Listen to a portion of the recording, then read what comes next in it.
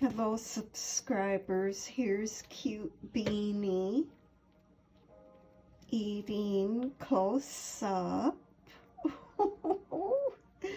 Isn't he cute? He looks like he's got a little skirt on, a feather. A little feather skirt. Oh, I need to wash. I need to give him spray mist. His eye looks a little irritated on that one. Goodness.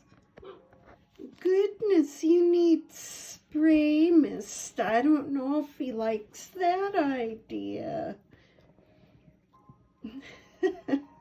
He doesn't like me to give him any spray mist. Otherwise, I would do it a lot more. Look at him.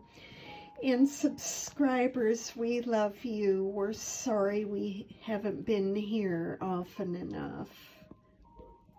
Okay.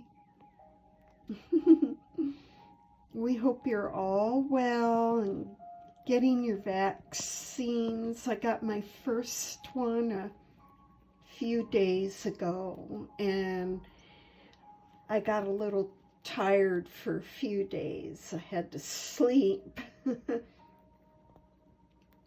Plus, at the beginning of the week, I got bit in the rear by a dog really bad, through my pants.